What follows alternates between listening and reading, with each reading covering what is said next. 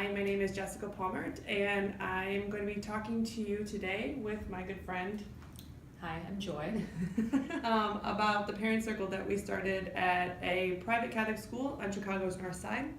The parent circle is run for parents by parents to support parents who have kids with additional needs or who are exceptional and gifted learners.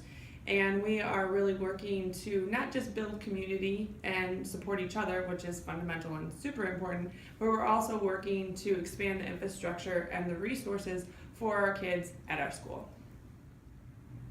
Hi, I'm Pat Brophy. I have children at a private school on the north side of Chicago. I have a fourth grader and second grader. One has dyslexia and the other has ADHD. Approximately about 3 years ago, I started a group at my son and daughter's school called Parent Circle. And the intention of the Parent Circle was to invite parents who had kids with additional needs, specifically at the time that's who we started with, to come together once a month to talk about what was their experience at school, getting strategies for their kids with their teachers, and thinking through how to best support their kids who had additional needs. I actually did go and approach the principal of the school before I started the group because I wanted to use space on the school's campus because I wanted it to be considered a part of something at the school, like something that the school supported. And then I started to use the newsletter to advertise the meeting. And I got there and there were 8 people sitting in the room. And one of the moms said to me, I can't believe that we haven't thought to do this before now. Like, this is such a great idea. Like, what were we doing before this? Like, we've always needed this group. I decided to show up to a parent circle meeting after seeing it advertised in our school email, just saying, hey, if you have a child with a disability or struggling educationally, yada yada, come to our meeting, and group, run by parents, for parents, for children, who have children with these issues. I felt very much lost at sea with my daughter who has severe attention deficit hyperactivity disorder with an emphasis on the hyperactivity piece, as well as sensory processing disorder, executive functioning issues.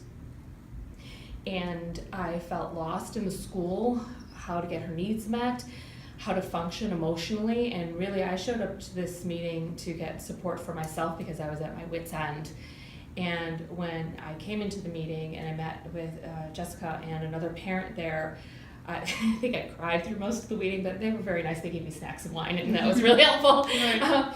But I cried through much of that meeting when I really felt my experience being reflected back to me, and what I felt, the fear that I had for my daughter and for myself, the struggles of how stressful it is to parent a child who has all of these extra challenges on top of a regular school day and on top of the regular routine. And since then, I've really found that I could call any one of these parents, moms or dads, in the group, and whether it's an educational question, a curriculum question, a question about a particular teacher, or my child is it's 8 o'clock in the evening, my child's having a meltdown and I don't know what to do, I could reach out and text or call any one of these people and they answer like this. I joined the parent circle to be an advocate for my son who has dyslexia and my daughter who has ADHD.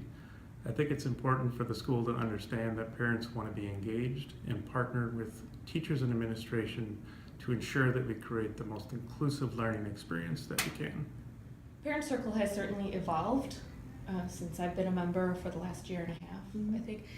And our focus it's always about supporting each other and the emotional support and navigating the system. And we've made a broader outreach to other families and meeting with the intervention team now twice a year to talk about what's actually being implemented at the school. And so I think the empowerment that's come and the recognition that we're starting to receive, that we do have a lot of ideas, there are some creative options. Some barriers or challenges to getting a parent circle off the ground may include your school's administration, and I think that's fair because longstanding institutions are slow to evolve, and so I think that's to be expected. I think it's required a lot of patience on our part. I think parents who are already trying to soak up as much knowledge as possible about all of the things that our children face feel like, okay, we know what needs to happen, but not everybody has that knowledge already, and so we're excited, we're ready to hit the ground running, and we kind of get a whoa back.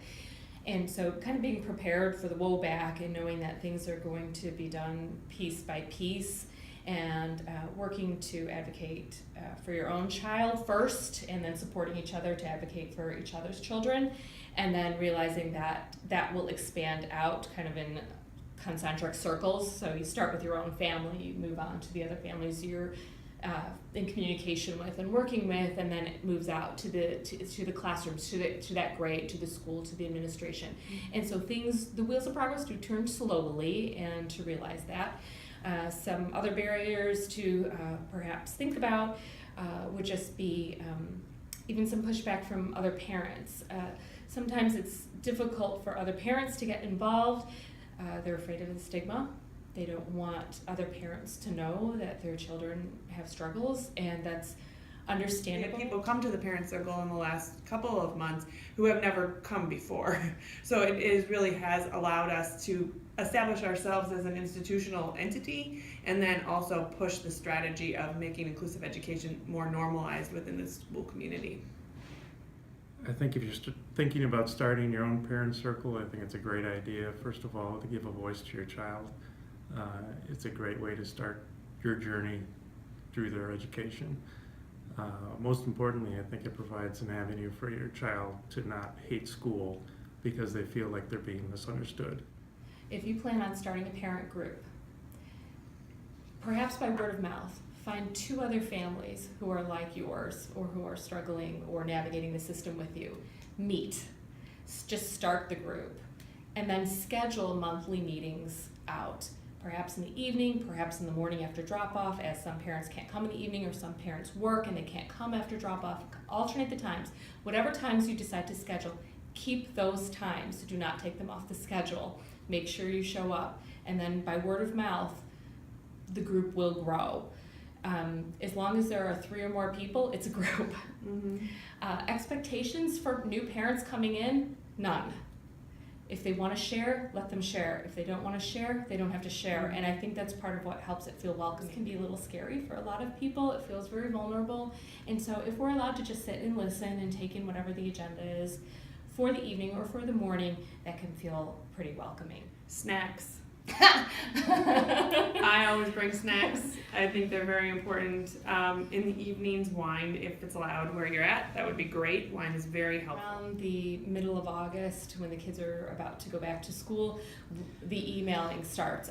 Okay, so the first week of September is coming up. When's our meeting? What's the agenda going to look like? And we start to get that ball rolling. So whoever's on the current email list will get an email saying, hey, think about reserving this night for a parent. It is really important that the parent circle is not a mandatory additional work kind of thing, that it's allowed to be flexible. It's allowed to understand that people are in crisis, or their kid has a surgery, or there's stuff that's going on in terms of they're considering other options, and they have to do that right now. So there has to be a lot of flexibility. The parent circle has provided us with tools and knowledge that only can come from others who have been through it. Brainstorming about the best ways to navigate IEPs, testing, and accommodations. Ensure that your child gets the best education they can. I think what I said during my first meeting was, oh my gosh, I found my people. Right. Feeling understood and validated in my experience, the struggle of parenting a child with extra needs, how stressful and scary it can be. Just feeling emotionally supported. I look forward to it every month. Mm-hmm. I feel like that's my place, that I belong there, Mm-hmm. and I feel accepted there. And then I can really bring that energy back home into parenting my kid. And so it's been a lifesaver for me. Mm-hmm. Thank you. Thank you. One of the meetings that we had at the end of the school year last year, I think, is worth mentioning and was really important, and I would recommend to any circle or parent circle starting to perhaps add this onto your agenda. We met there was it was a big group too that night, maybe 8 of us, 10 of us perhaps. And the agenda for the evening was to just share all of the positive things, the accomplishments, the wonderful parts of parenting a child that has extra needs, and just being able to share the things that are special and lovely and wonderful about our children. Really just drove home why we do this, how much we love them, and that we do all this because we love them and we want the best for them now and in their future.